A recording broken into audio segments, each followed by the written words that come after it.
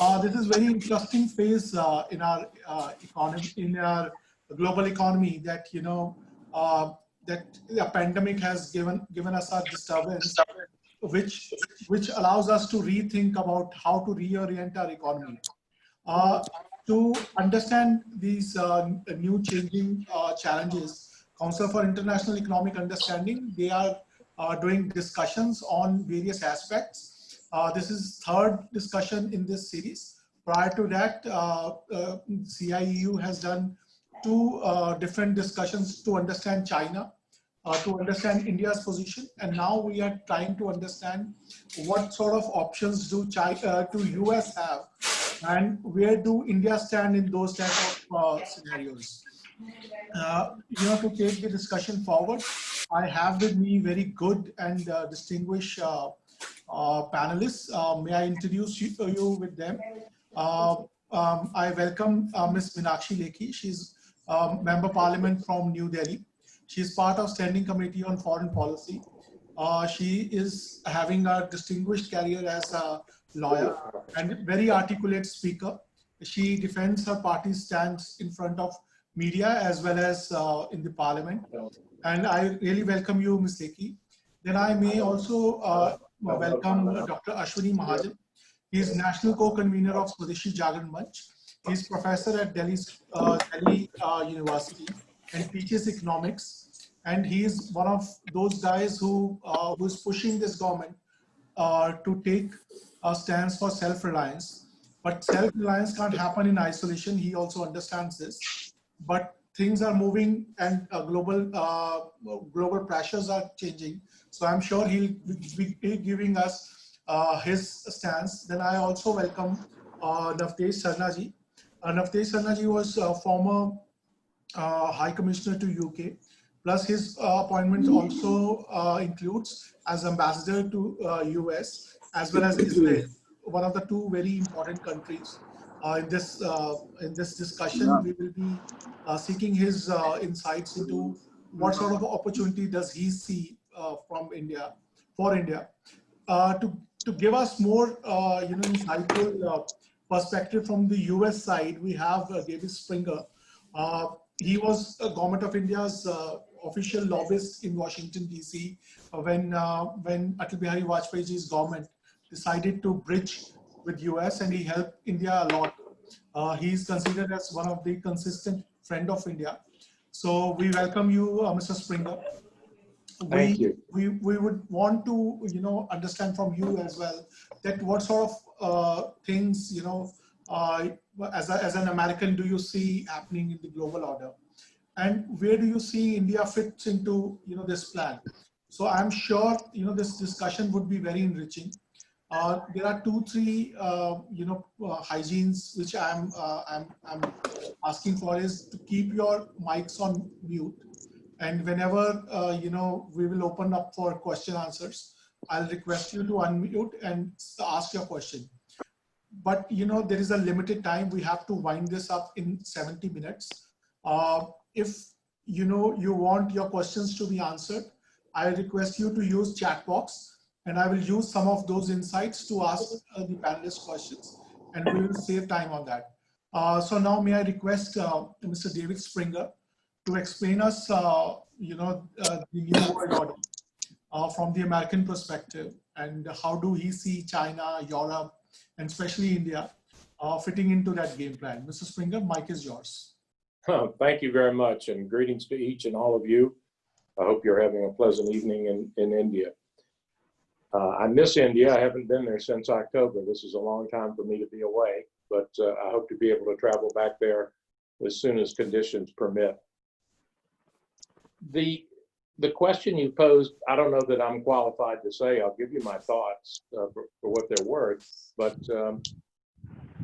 I think we're having this discussion at a time when there is likely to be a fairly significant change in the composition of the US government. President Trump's numbers are falling rapidly. The latest polls that came out show him anywhere between 11 and 16 points down to Joe Biden.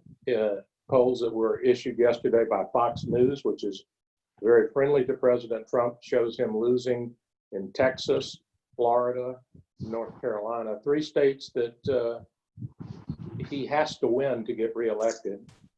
And so most of the commentators are now talking about a post-Trump world. I mean, he's badly mishandled the pandemic. Our debt has skyrocketed. The economic miracle that he talked about has disappeared. We have the highest employment rate in the U.S. since the Great Depression. And I'm not saying all this because I'm a known Democrat. I'm just talking about the lay of the land. So I can't say what the Trump administration is going to do over the next 4 months before the election, but I'm not encouraged by what I see. The decision to freeze all the H-1B visas, I think, is a terrible mistake. India and the United States can only grow closer if we have greater economic ties. And to close off this avenue for skilled professionals that we need, not just in IT, but in healthcare and biotechnology, it's a terrible mistake. Most business people have stated that to the president, but because he is hell-bent on trying to wall us off from the rest of the world, he doesn't seem to be stopping on this. So, you know, India and the U.S. both agree that China is a major problem, but again, I don't think that the U.S. has handled the China situation very well under the Trump administration. Joe Biden has a commercial up on TV now that talks about how Trump said he was going to put China in its place, but instead he ended up being played. The first round of the trade deal between the U.S. and China has not materialized. And it's not a very good deal for the U.S. because it doesn't address the issues of theft of intellectual property.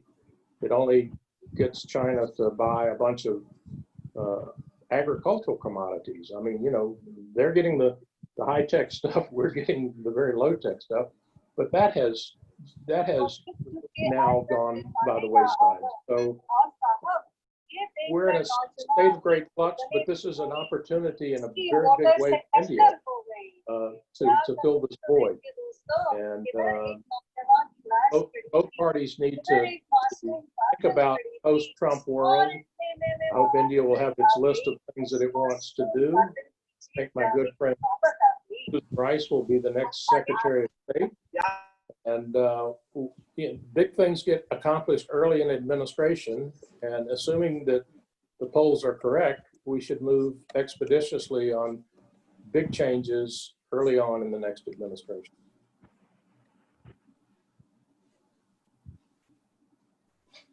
Thank you, Mr. Springer. I can understand that you represent Democrats, and probably you are saying things, you know, more like a cynical. But you know, you have made up a good point that probably the H1 by blocking H1B professionals, this has created some bit of fissures with the Indian establishment. Now, may I bring in Ms. Lekhi, if she can give us a perspective that, you know, how her party sees, you know, these type of opportunities which are coming, and especially now when, you know, Mr. Trump is heading towards elections and he's getting into hurting some bit of, you know, Indian interests. How do her party sees, you know, this scenario? Ms. Lekhi, mic is yours. Thank you very much. I thought this was less about Trump and more about China, and I have not heard much on China. So I'll be very interested in knowing what is Democrats' policy and Liberals' policy on China, because most of the Chinese businesses in US and the lobbyists have grown in US at the time when Democrats were very active. So far as being an Indian is concerned, I'm very keen on technology transfer. H-1B visa does impact, but it doesn't impact as much as the logistic chain establishment, financial well-being, and what is the stand of US and especially the Democrats on Pakistan, because we've seen what Clinton administration did in the past, what other administrations have done in the past. So my interest in US is less on the domestic politics, but more on the international scenario vis-a-vis in choice of India versus China, because wherever China has reached, the funding and finance has mostly come from the US, technologies come from the US, and there was no stopping China at that point in time till pandemic has come. Now, however, pandemic's been handled locally by the local administration in US, it is for the states, it is for the governors, it is for the president, and so on and so forth, everybody else to answer. But my interest would be that a country which has produced, which has used bioterrorism as an act to ruin the economies of the world, what is US stand and what is the liberal stand on that? I'm very keen. And what is the Republican stand also? I am here to represent neither my party nor the government, but as an individual, as an Indian, I watch these things closely. I would like to understand things better. In my opinion, a few answers need to come. So far as Joe Biden is concerned, we have, nothing against Joe Biden per se. In fact, he was the first person who kind of spoke in favor of India at the time of nuclear deal. So whatever be the internal politics of US, that is of very little interest to me. My interest is whether the regime continues or the regime changes. In either case, what is American policymakers and academics and others stand vis-a-vis India and China. I'm very keen to understand that.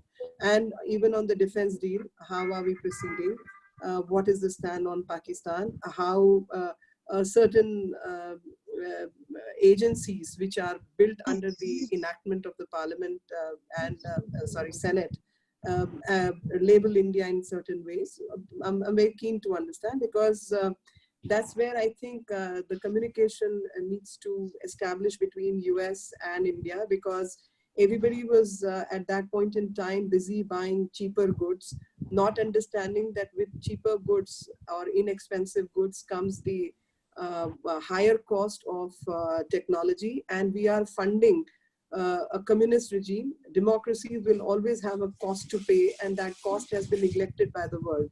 So from everyone on the panel, I will add up subsequently, but these are my questions which I want everyone to apply themselves to. I strongly subscribe to many of these questions. Mr. Springer, you might have to tell us, how do your colleagues in, who are Democrats, they see, because, we have seen many of them, siding with Pakistan on certain issues. Can you give me examples of Democrats siding with Pakistan right now? I'm not aware of any. So 44 of them, they signed, the documents which supported Pakistan's side of the story on Kashmir. That's out of 535. That's 8%. I mean, it's. But sir, how should India be get more confident that if tomorrow Joe Biden comes in, these sensitive issues would be taken care of? Let me go back, and I'm sure the ambassador can add quite a bit to this, having been posted in Washington more than once. But administrations drive policy change. One of the last things that Barack Obama tried to do, and I'm referring to the parliamentarian's question, was to enact the Trans-Pacific Partnership. That would have created a free trade zone in the Pacific Rim where every country would be in except China. And that was defeated in the election. Trump attacked it. And if you may recall, the first political leader to visit Donald Trump after the election was Prime Minister Abe of Japan. He was there 2 days after the election. And I have friends in Trump's inner circle. His question was quite clear. Was this political demagoguery, or are you really planning to pull out because we have an export economy? And Trump said, no, I'm prepared to pull out, and I'm going to pull out. Now we have a free trade zone in the Pacific Rim that includes everybody but the United States. And I was just in Indonesia last fall, meeting with people there. We don't have an ambassador in Indonesia. China is taking the country over by default because Indonesia is also an export economy. I believe when the Democrats come back in, they're going to try and revive the free trade agreement, the Trans-Pacific Partnership. And I would think that India would want to be a part of that. If we're going to move businesses from China to India, we don't want tariffs in the process. But there are big consequences to election. You can't just say, what's the continuum, or what are the Republicans doing now versus what Democrats did in the past. You have to look at the deck being shuffled and a new hand being dealt and take advantage of it. I don't think that the relationship is in any way going to favor Pakistan. I think that issue is simply dead outside of a few people that try to make money off of foreign aid or defense contracts to Pakistan. But Pakistan has very little swat with either party at this point. I just don't see that, respectfully. You may disagree, and that's one of the great things about having a discussion like this. No question of disagreement. I seek more clarity. And as an Indian, you would understand our dilemma that whether it's Republicans or Democrats, it matters little as long as US-India relationship goes a full swing and we work together, and our interests are common as democracies. And we all need to understand that we can't allow regimes which do not follow the rule of law to continue in an expansionist manner. So my concerns come from defense. My concerns are issue of expansionist policies of China, where they have taken over virtually everything. They never shared a border with India, and the border which we are sharing today is basically Tibet.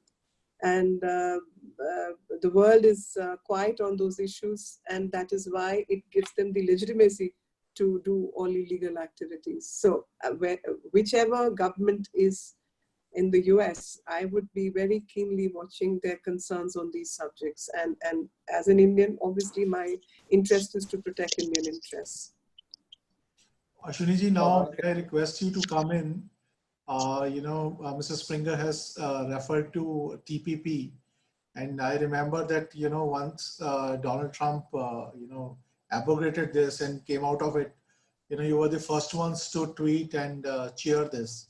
And probably most of his decisions, you were cheering that probably this is changing the world order, world trade order. So tell us, how do you see, this global world order changing, and where do you see, American role, and how do you see, India playing a role of a partner there?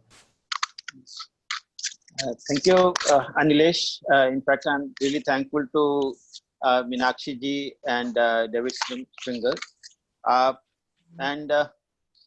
We know when WTO was signed, in fact, it was US which pushed the whole world into WTO, the new trade order. And what has happened after that, everybody has seen how after 2001, just 6 years after the beginning of WTO, the US fall started. I mean it, how we have seen US losing on employment, on income generations, by shifting of most of its manufacturing to China. Even the most wanted companies also started shifting to China for production, and that led to huge destruction of manufacturing activities in US. Some time back I was in US. I found most of the factories closed over there and hardly anything being manufactured. So second big problem which even Donald Trump has been talking about is the loss in terms of IPR, because China has been making use of their IP without really giving any royalty. Infringing on IPR has been rampant, which has been the cause of loss of revenue to the US administration, and at the same time loss of revenue for even the companies who had the IPR there. So secondly, they have also seen, US has also seen that their companies have done better being in India in terms of profits, in terms of royalty transfers and other things. But so far as their, as Meenakshi ji was also referring to, that though she didn't refer to the economic part of it, but China's expansion didn't, expansionist policies didn't ring a alarming bell till recently. And what we have seen is that US markets, supermarkets are flooded with Chinese goods, and in the name of free trade, we find there has been a lot of imports coming from China, also of intermediate products and also the final products. So when China started with its Belt Road Initiative, then perhaps US was looking at it with suspicion, and but at the same by then US had, I think I may be wrong, but had lost control over the policymakers of the Europe. Many of the European countries joined BRI despite US being suspicious of the Belt Road Initiative. And after that, what we have seen is that China has been expanding its strategic power in the sea and elsewhere as well, like the control over Africa, the control over the infrastructure in Europe, the control over infrastructure in Pakistan and elsewhere. Hambantota port takeover and now Djibouti is causing a lot of anxiety throughout the world, that how this new world order is going to really emerge in the post-BRI situation. And thanks to, though this pandemic has really caused a lot of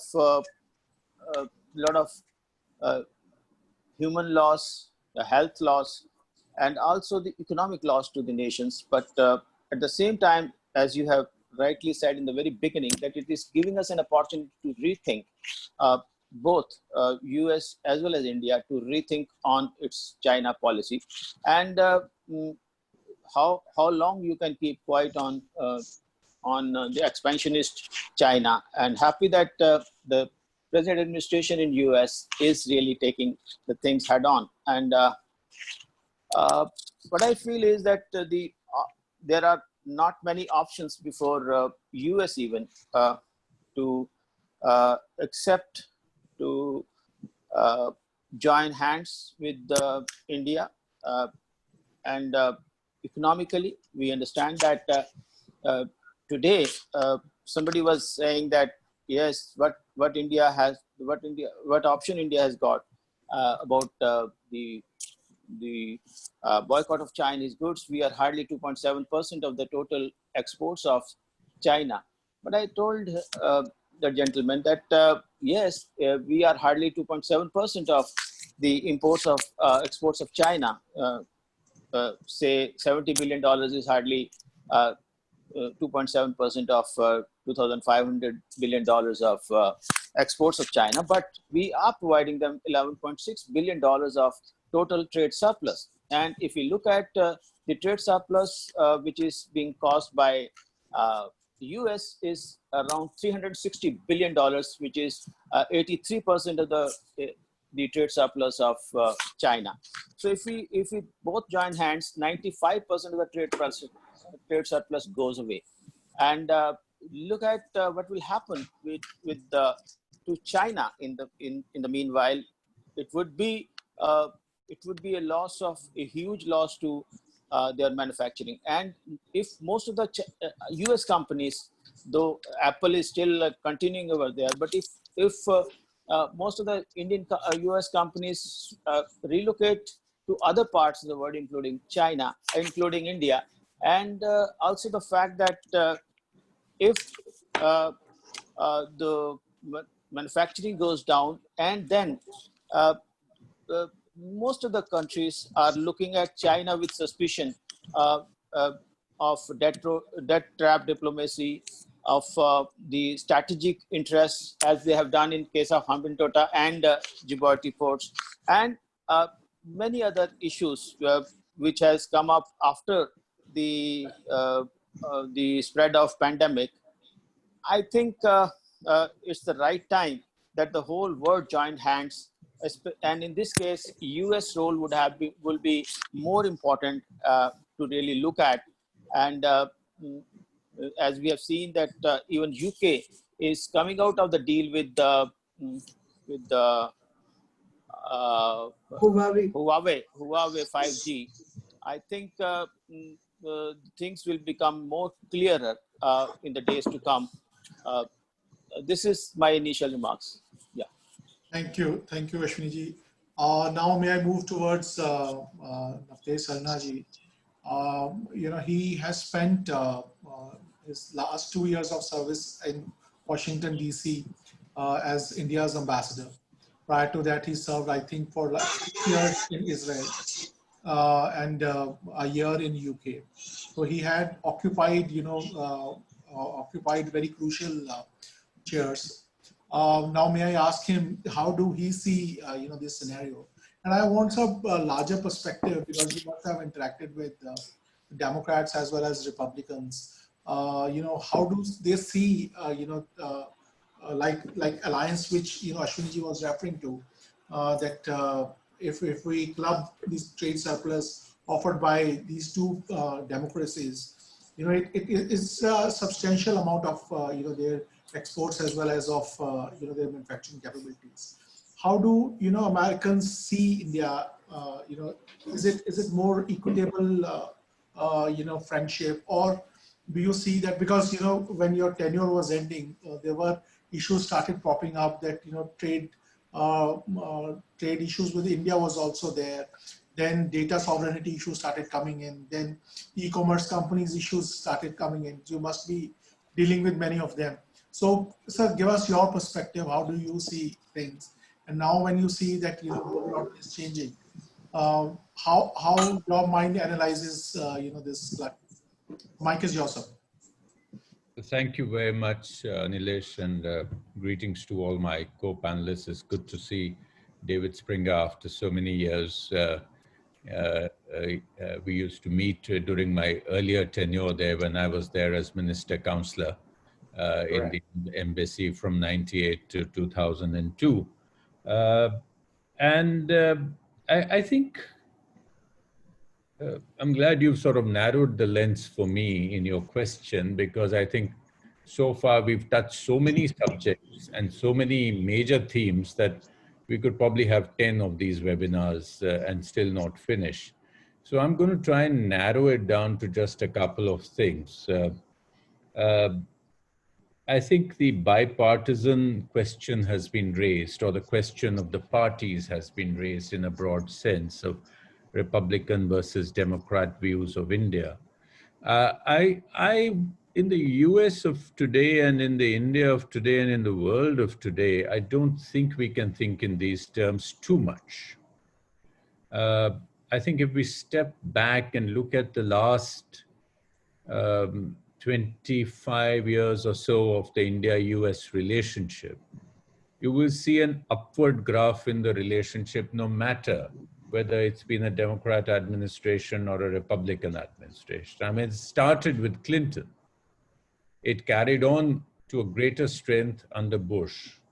It carried on under Obama, and despite all expected hiccups, it did carry on under Trump and I can come to your specific trade aspects, but in a broad strategic sense, India got more out of the last 3 or 4 years of Trump than we would have expected at all. So I want to say that what governs this relationship is a basic strategic logic of India-US relations. And this, the Democrats as well as the Republicans understand and respect. Naturally, political parties have their differing viewpoints on nuances. I mean, maybe you would find sometimes more focus on human rights, or you'd find more focus on defense or counterterrorism, or a difference of views on immigration and allowing people of diverse backgrounds to come into the United States. So you'll find these nuances. But let's not get bogged down. Let's not expect that suppose Trump goes on or Trump is out, there's going to be a fundamental change in the direction of Indo-US relations. I don't expect it. It's not happened for 20 years. I don't see it coming now. I think we have to work that much harder if there's a new administration, because we need to make sure that the bipartisan consensus on India has not frayed at any stage.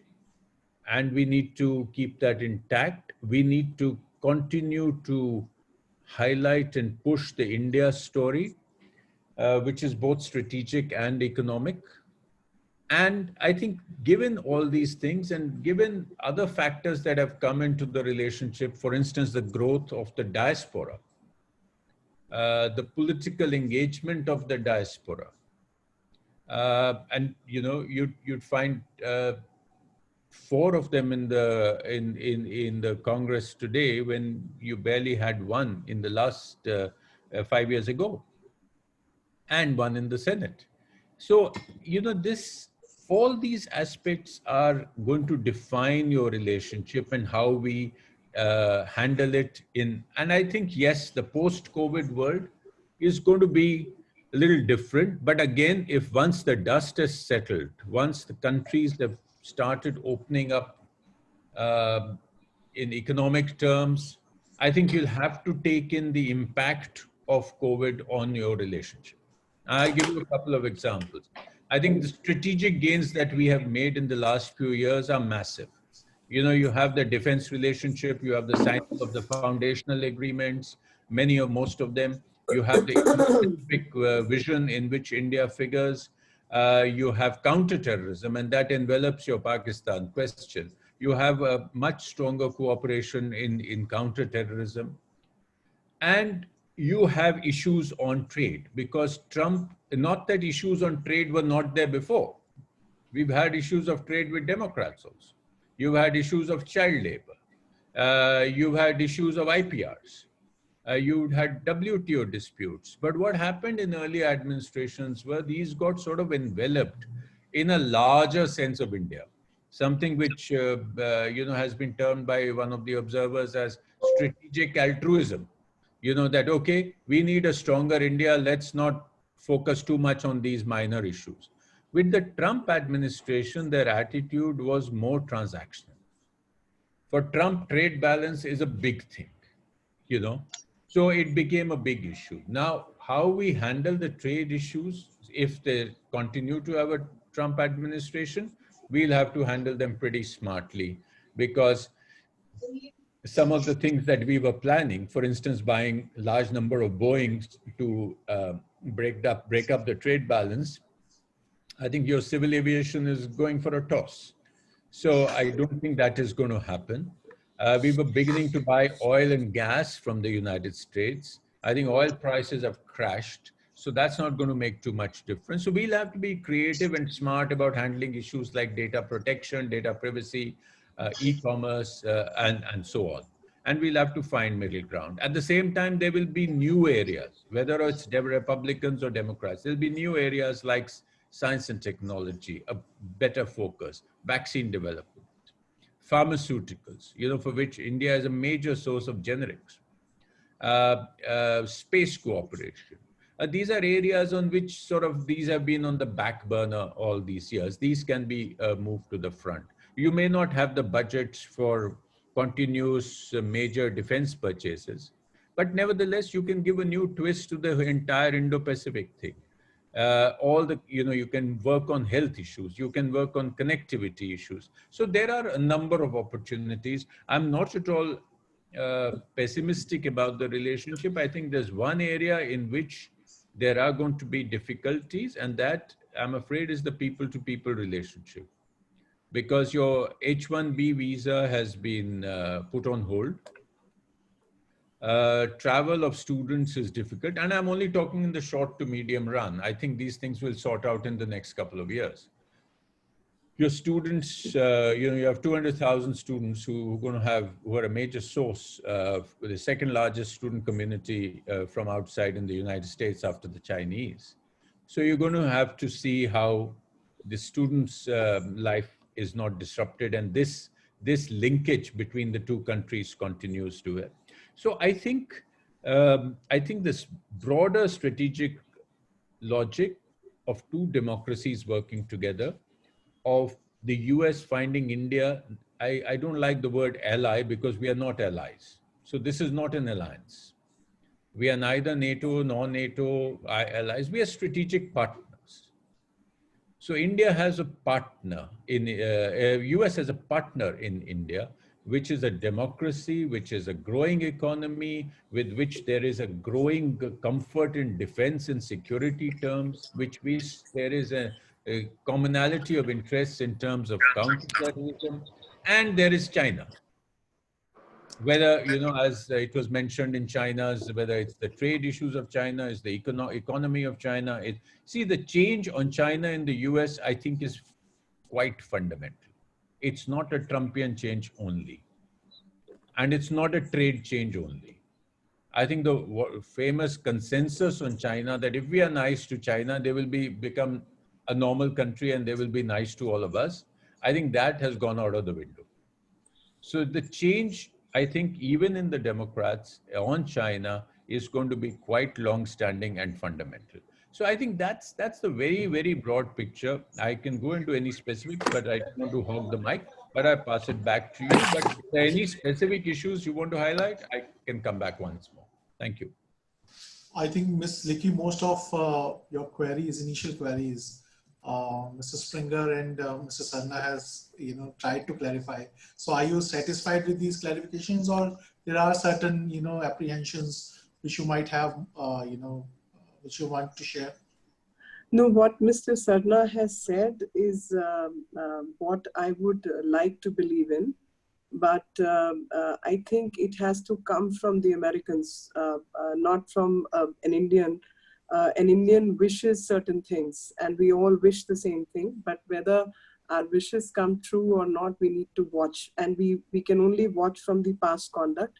And past conduct is not something to be proud of, but very rightly pointed out that over a period of 2 decades, India and US have been coming together. And there is a greater understanding and realization on the part of US also that in terms of strategic partnership, it's much better to partner with a democracy. But I think even in the US, local politics and internal politics takes over what precisely the policies are going to be. And I believe the dangers of Chinese impact, whether in India or in US, is something which US needs to internally assess. And I only wanted to make one point, that we are discussing China. We know how the data was sold on darknet by Zoom, and we are all using Zoom. So that goes to show how entrenched China is in the latest technologies and keeping a tab on what's going on. So this is for all of us to assess internally. As far as I am concerned, as an Indian, I would have greater trust in the democratic institutions across the globe. And I would rather have a good relationship with China as well, but I don't see that coming, and 5 decades and 7 decades of history has proved completely contrary to what we all wished for. So Mr. Sarna very rightly pointed out that anyone who thought that a greater relationship with China would improve their internal structure and establishment of principle, rule of law, etc. We've all seen that how those strategies have failed, and you have to deal with China the way China is. And by putting the issues under the carpet, especially occupation, illegal occupation, breakdown of democracy, Hong Kong, Taiwan, Tibet, all these things need to be rethought. And businesses across, when it comes to the South China Sea, free trade agreements, etc., are one side of the story, but greater consensus has to be built on the security issues. We cannot delineate the two, but we cannot keep one aside because of the other as well. So I think on the Indian side, there is a greater consensus, but maybe we need to watch closely what happens in US, whether the understanding is identical on that side. I mean, when it came, I don't want to name the senators and other leaders in the US who went around talking about Chinatown policies. But all of us are observing Huawei, 5G trials, Google taking down the apps which were trying to take the Chinese app off the Indian phones and Indian gadgets, and Google took off that, allowing people the freedom to choose. So I think when it comes to trade policy, control of trade, investments, I mean, Google itself is not allowed in China, but I'm sure the strategic investment has been made in Google by China. And that's why such policy decisions can happen. I don't know how much impact government and the governance can have on such conglomerates and MNCs who can be law unto themselves. We saw how certain social media giants have acted in a certain way. So there is I don't want to enlarge the subject today, but there is a lot of thinking which needs to be done at the US end. And exactly what Mr. Sarna has said, I ditto that. And I think on Indian side, that understanding exists amongst all party, all leadership, all Indians. But whether similar understanding exists on the American side is yet to be seen. Thank you.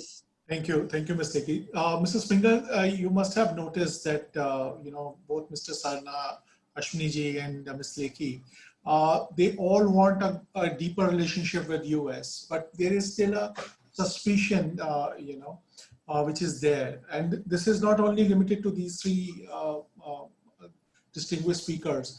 Even many of the other distinguished professionals whom we interact with, there is a sense of suspicion is there, and probably it is more severe towards the Democrats. Probably the way many of the things happened in last 2-3 years politically, which hurt Indian sentiments, Indian propositions.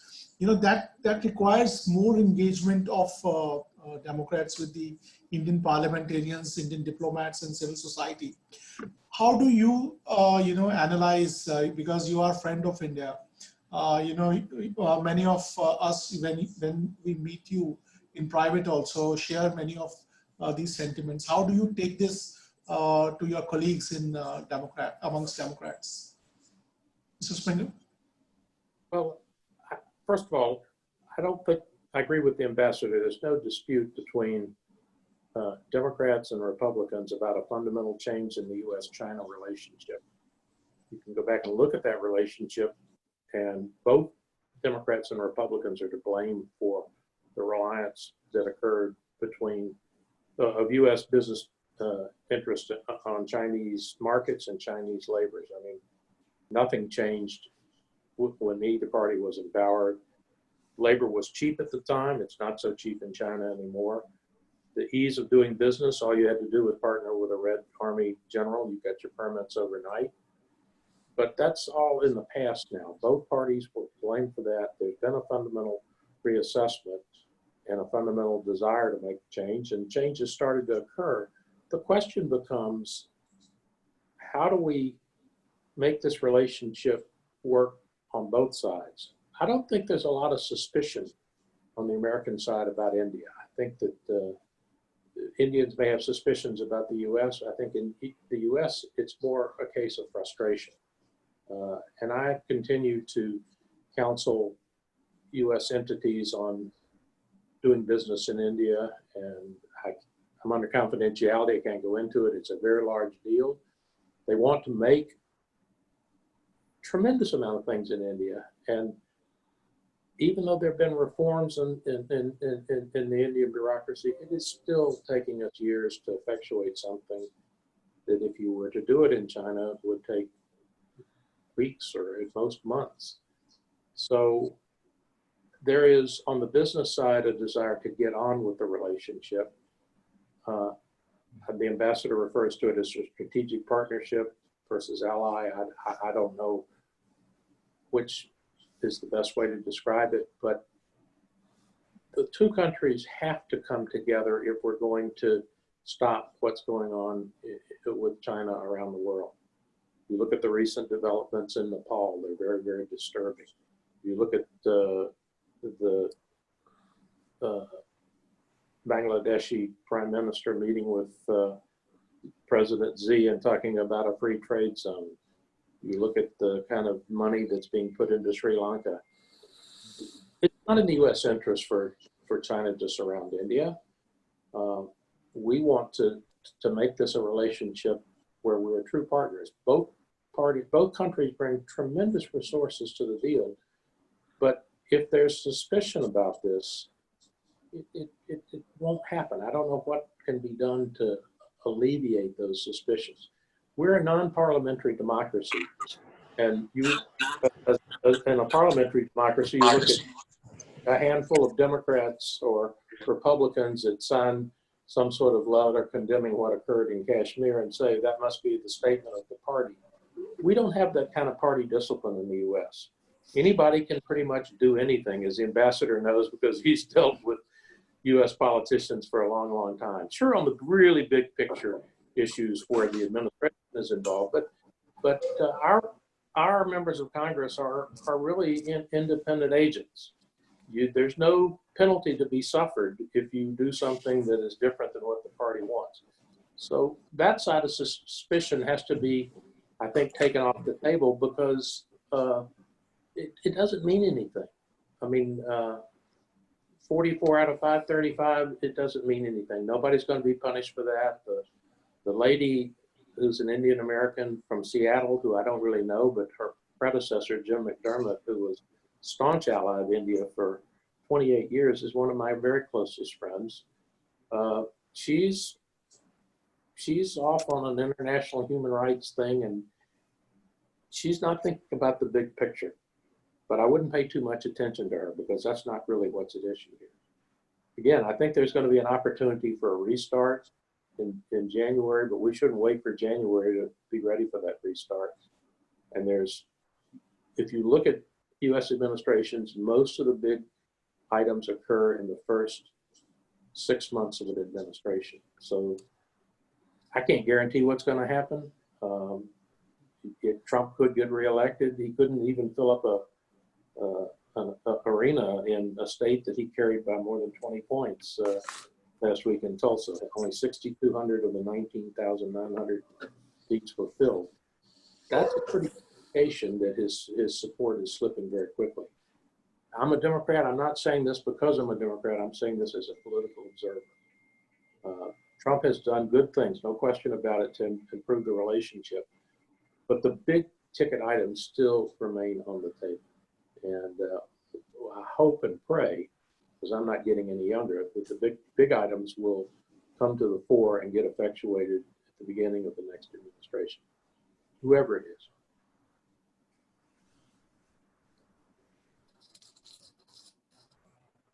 Did I answer the question, or? I think your mic. You're on mute, Shanlesh.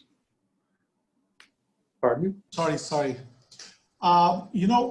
Some bit of questions you have answered, but my take would be that there should be more interaction with the Indian parliamentarians, especially from the Democrats, because the way things are reported in the US media and followed up by many of my colleagues here in India, it gives a different picture altogether of what Democrats think of India, especially very contentious issue of Kashmir.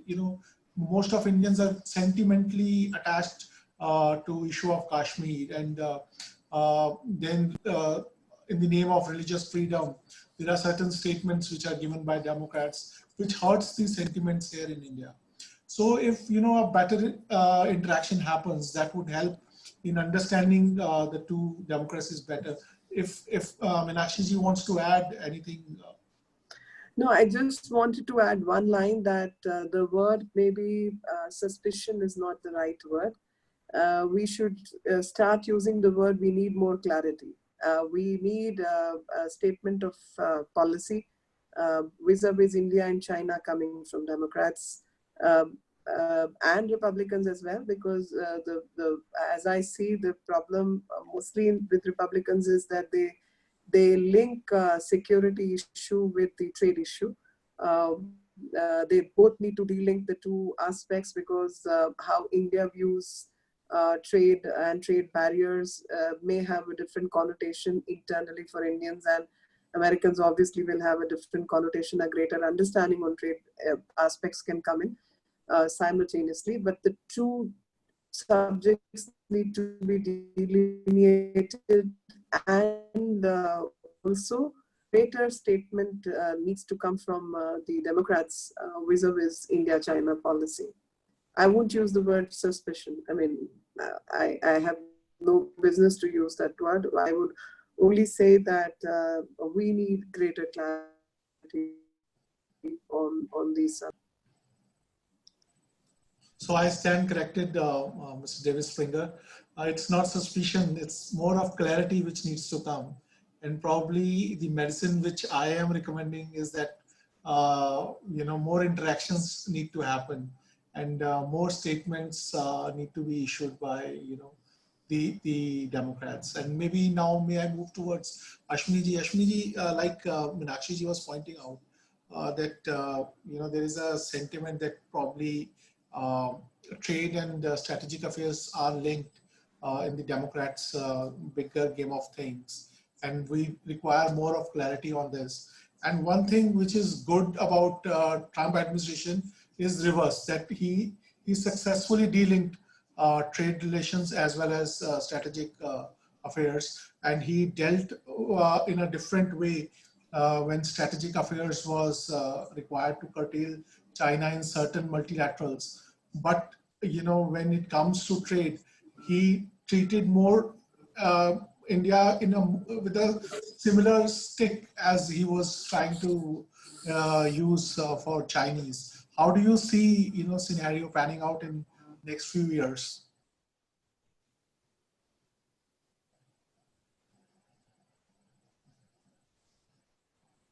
Unmute, Ashwani ji. Thank you, Anilesh. In fact, it's both ways. When President Trump was here a little while ago, a lot of talk was going on that we may have to sign the trade deal, and there was a lot of suspicion. I would use this term about the outcome of the trade deal with regard to say non-veg milk, IPR issues, e-commerce issues, and many others. So,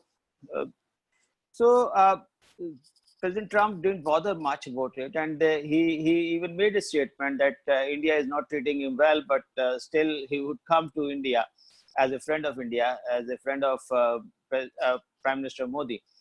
I would say that yes, we need to de-link both. There may be some trade interests of US companies, but at the same time, we should look at it from a larger perspective of, a new global world order. The new world order which deals with China appropriately. And while going on trade issues, I would say that the US administration has to be more accommodative on the issues which are confronting us. For instance, there is a lot of political mm, uh, reason why India cannot give any concession to the e-commerce companies of US. There are religious issues with regard to, or cultural issues with regard to the import of milk from US. There are issues with regard to our health security in terms of IPR issues, and there are issues also with regard to the farmers' well-being and the about the issues of IPR with regard to agriculture and its companies. That thank God that company is no longer in US. That has been sold off to a German major buyer. But I think US administration has to be more accommodative about the issues which are of interest to India, and no government is going to succumb to those issues if they continue to do like that. So India can be a great partner in shaping a new world order, which would take care of China appropriately, stopping them from being expansionist, because as I think almost everybody has said on this panel, that democracy is the most important thing, and I think all of us should join hands to make China also a democratic country. Thank you, Ashwani. Sarna ji, what is your take in many of these things which are panning out? How do you see America strategizing in next few years post-COVID? So do you think there is a merit of delinking the security issues with the trade issues, and probably we need to strengthen on our trade agreements and trade rule-based, basically trade agreements with US? And many of the apprehensions which Ashwani ji also shared, they are there, which is stopping the trade deal. So what is your take, sir?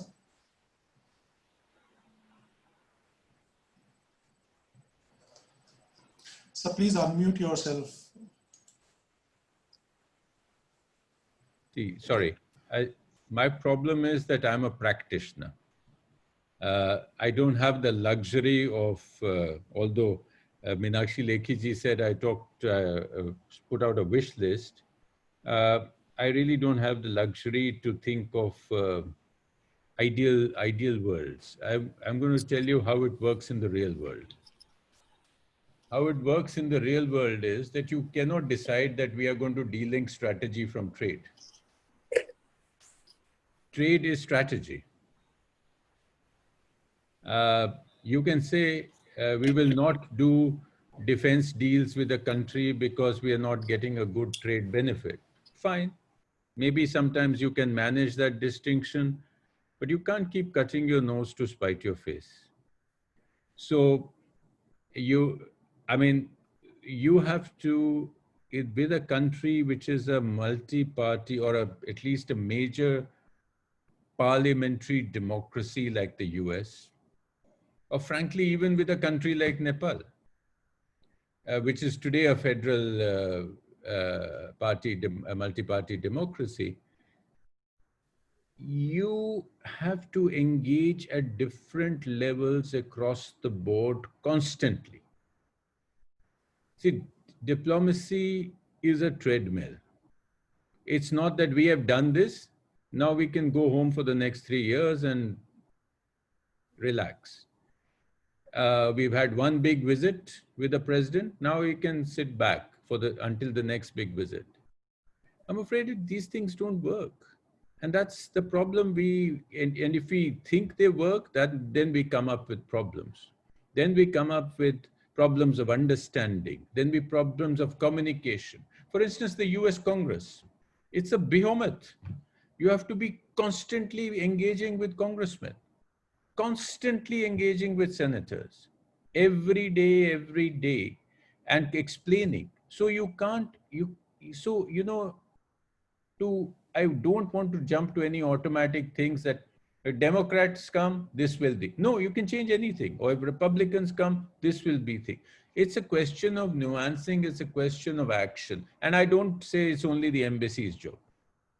The embassy is just an outpost. The embassy is just part of the tip of the entire machinery. It's parliamentarians, it's media engagement, it's think tanks, it's industry.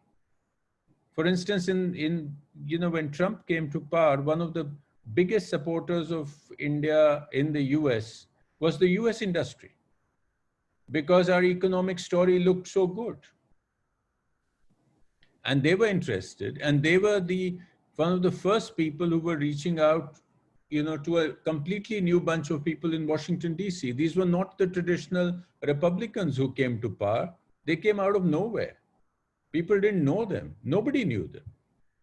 And I reached there 48 hours before President Trump's election results were announced. And I know what a wild place Washington, DC was. Nobody knew anybody. Your lobbyists who were professional lobbyists in the US, it's not a bad word. It's a solid profession. They were throwing up their hands. So we can't get you meetings. We don't know these people. So we had to find all sorts of different ways. So to cut a long story short, I think we have to constantly engage. If at a particular time an administration needs us to, we see a mutual benefit in moving on trade issues, we should be moving on trade issues. For instance, with Trump, our strategic issues moved because he didn't seem too interested. His focus was on trade, So our strategic issues are in danger of getting blocked if we do not move creatively on trade. You cannot delink these things. For a moment, you can get in from the, left corner as much as you can without the guy seeing you, but somewhere it's going to come together, and somewhere somebody is going to say that, hey, but so this is exactly what happened with China. It's just not a trade issue. The trade issue, the tariff issue was the obvious part, but it happened on technology, it happened on universities, it's happening on students, it's happening across the board. And Trump saw trade as the first thing. But if you read Mike Pence's statement at the Hudson Institute, I think in early 2018, you get a real change of view on what people are thinking on China. So I think we have to engage all sectors. We have to define our national interests, and then we have to meet those national interests. I think it has to be a very cold-blooded engagement. We can't get emotional about this. We can't be saying that we are, we don't trust you and this. These are relations between countries. So it's a question of building up mutual interest. We have to become as important for the United States so that they care for us over another country, say over China. We have to become important for them. Now, why does a congressman become, you'd be surprised. Congressmen say, yeah, I'll sign on to this because I like India because my doctor is Indian. Or he says, my doctor is a Pakistani and he told me to sign this piece of paper, I'll sign this piece of paper. And congressmen go into election every 2 years, and it's an expensive process, and they need money. And the funding comes. So it depends on how active your diaspora is politically. How many congressmen are they funding? So, you know, this is the real world. Sorry.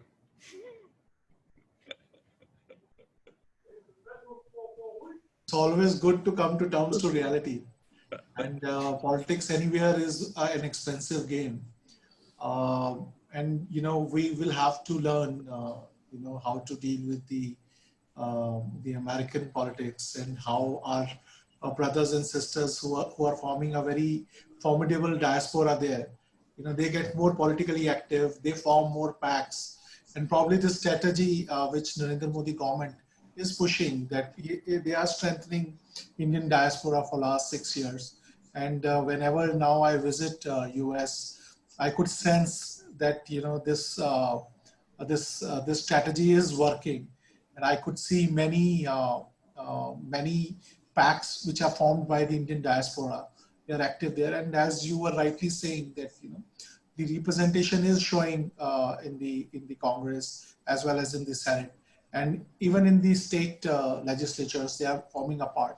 So maybe, you know, in times to come, Indian diaspora, especially which is more sympathetic towards the Indian ethos and Indian requirements and Indian interest, you know, they will get more strengthened. You know, we have very limited time for this discussion, but I really enjoyed it. I have learned that now we are not to be suspicious, but should seek more clarity. And there are, you know, areas where world's largest democracy, as well as the world's oldest democracy, they can join hands in hands and take on the issues which world is facing right now, which is unequitable globalization, and probably the new world order would be much more will bring much more opportunities for emerging economies like India, Brazil, and South Africa, and many of our brother emerging economies. We have time for 3 or 4 questions. If anybody in the audience they want to ask, please raise the hand, you know, virtual hand in the participant list. I'll ask a question one by one. I can see Anish Sharmaji's hand.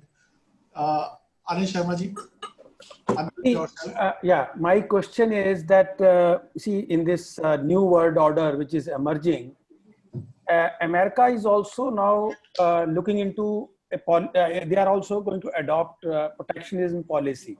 The way India is actually thinking, they are also more or less thinking on the same lines.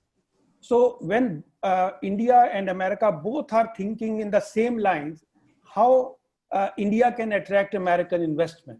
So unless we really offer them something very, very attractive. So once we start giving them attractive offers, then this issue of our interest also comes into question. So that's a dilemma. I think, at least I feel that it has to be answered someday. So whom do you want to give you this answer? I think maybe Mr. Springer can say something on this. Well, first of all, the fact that Obama proposed the TPP and that Trump withdrew from it and destroyed it is proof that the two parties have very different views about protectionism. It used to be the other way around. The Democrats were highly protectionist, Republicans were free traders, and the roles have been reversed in the past 25 years. I think the worst of all worlds for the India-US relationship is for both countries to become highly protectionist. We have to have a clear understanding, for example, about the small farmer in India and not doing anything that would damage their viability. On the other hand, there should be ways to build up the agricultural sector through cooperatives, for example, so that the small farmer can sell his or her goods to larger entities rather than just taking them to the local markets. And the US should be willing to support that, and I think they would be willing to support it. But if you simply say this sector is offline because it's a huge vote bank and we can't talk about a different world for the small farmer, that's a huge problem. The ambassador talked about pharmaceuticals and medical devices. The pressure that the stent manufacturers have put on India is a normal reaction if you shut someone out of the market. If India stent is the best and the cheapest, not only should it be sold in India, it should be sold all around the world.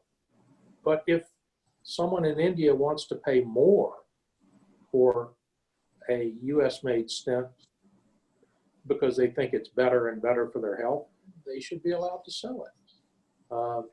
These are things that can be worked out. The whole e-commerce thing that's emerging right now, it appears as though India now has one set of rules for Reliance Jio and another set of rules for Amazon and Walmart. I mean, Mukesh Ambani can compete with anybody in the world. Reliance is a juggernaut. Why should we have a situation where in the end there's only going to be one platform? That's not good for the small shopkeeper. The small shopkeeper should have as many opportunities and platforms to put his or her goods on as possible. You know, my friend Deepak Parekh, the chairman of HDFC, said, it doesn't have to be either or. You can let someone list in India, set up a company that doesn't have a local partner, but require them to list on the stock exchange and sell 50% of the shares to the Indian public. It becomes an Indian company at that point, essentially. The profits don't leave the country. The dividends stay in India. But these are the kind of outside the box thinking that we haven't engaged in up to this point, or the dialogue has been dominated by certain domestic interests that don't want to compete on the world stage. And for India to become the country I believe it's going to become, it has to compete on these, on each of these issues. I think it can hold its own with anybody if the rules. Ashwani ji, do you want to clarify? Especially your pet subject, David Springer has touched, especially on the e-commerce thing. You have pushed the government to do, to get into the protectionism mode. So if you want to clarify, take just 2 minutes so that we can wind up in time. Or Ms. Lekhi ji, you want to come in? Any of you want to speak? It's not protectionism. Yeah, please, Lekhi ji, please. No, Ashwani ji, you say. So far as the word protectionism is concerned, I think India has never been protectionist. Today also we are talking about self-reliance and self-reliance for exports. We are not talking of the import substitution per se. We are saying that we have to build our manufacturing, and that too for exports.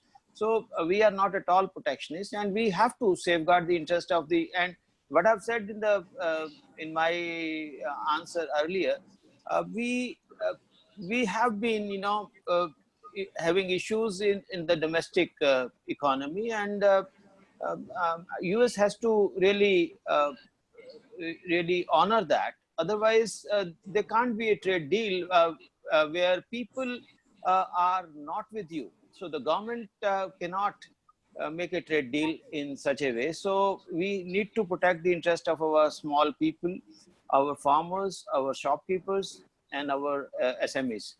So that's what I want to say. Ms. Lekhi? Okay, I just want to touch upon 2 issues. One is of the farmers and the other was on the e-commerce side. So on the side of farmers, my batteries run low, so I'll quickly finish. So on the side of farmers, I must say the US economy, because of the very size of the economy, the money it has, can pump in a lot of money for their farmers and give huge amount of subsidy. And by that huge amount of subsidy, obviously US produce is sold at a cheaper price, which India cannot compete considering our size of economy, our population of scale. And thus what you call protectionist is actually competitive, and competing two unequals can never be equal. So I believe, again, going back to the issue, that it's a case of greater understanding between the two countries, and a larger understanding need to develop on these subjects, number one. Number two, on the side of e-commerce, again, I feel, as we all understand, antitrust laws, declaration of the place of manufacture, etc., are certain rules which any law-abiding country abides by. In case of e-commerce, those things are not happening because there is no law as of now. And what I'm going to tell Mr. Springer is this only, that on the side of e-commerce, many companies are acting in illegitimate fashion. The laws, which may not necessarily be the commercial laws, but also the laws of the land, are not being adhered to. For example, monopoly creation. I mean, you start entering a platform, you come as a platform, as an aggregator for cars, and run the taxi services, and all of a sudden you start pumping in your own taxis, and then set up the algorithm in a manner that other than peak hour, the company-owned taxis will get a priority, and thus the local business of taxi driver will get killed. We are also dealing with unemployment issue. We are going to obviously be more cautious about those things. When it comes to, say, manufacturing of a mug or a cup, initially you set it up and you start selling on your platform, and all of a sudden you realize the worth that this many, because your algorithm is giving you the information that this much more demand is coming, you monopolize the production and sell it at a cheaper price and push the local manufacturer out of the business, and ultimately it's made in China which is getting pushed out. So some devious practices also are being engaged in. So when people talk of fairness or fair deal will also encapsulate issues like monopoly, issues like antitrust, issues like aggregator not being a taxi service themselves. So these are certain issues which are probably not brought out in that sense. I mean, I gave you the example of Google, that if we understand democracy right and democratic principles right, everybody has a right to download Chinese apps, and everybody also has a right to know which is a Chinese app, and de-download those apps or remove those apps.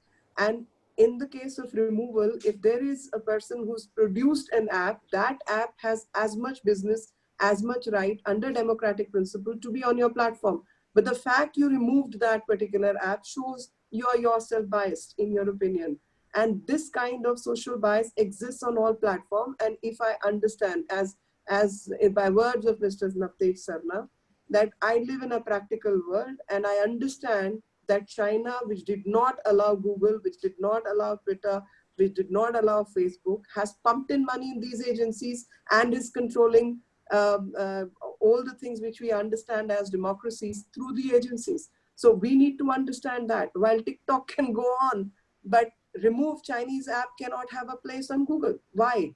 What forced Google to take that decision? And can any senator, any congressman push the Google to rethink their policy? Answer is no, because they will only be interested in how much money Google brings into the country, what kind of business deal it brings up. So I think understanding, a greater understanding on both sides, addressing each other's concern is the need of the hour, and we need constant engagement as a way forward, because there is a basic understanding that strategically both democracies can achieve for each other what other countries who do not follow the rule of law cannot achieve.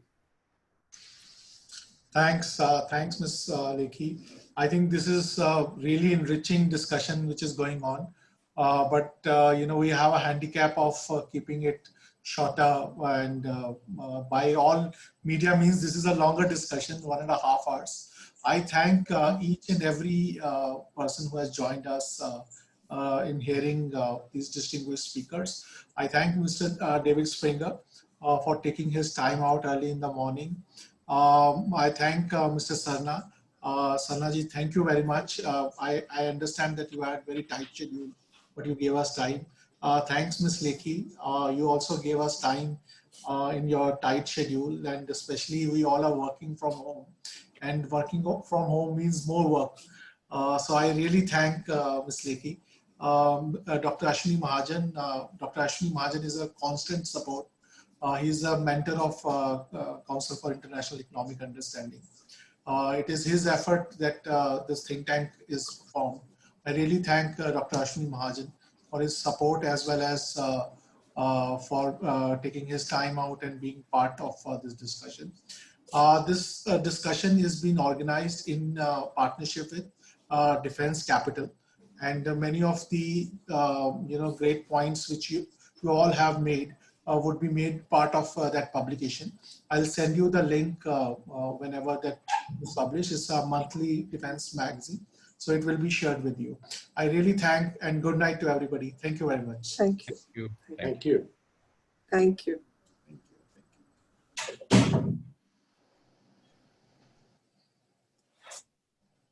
Thank you, Ashwini ji.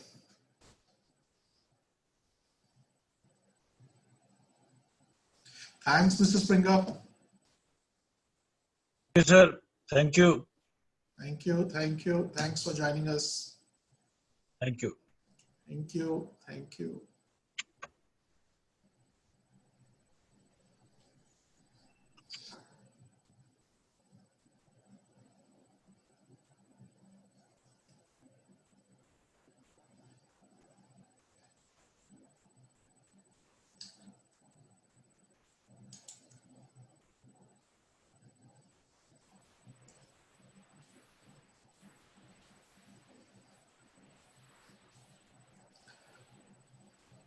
Malik Saab, 80 minute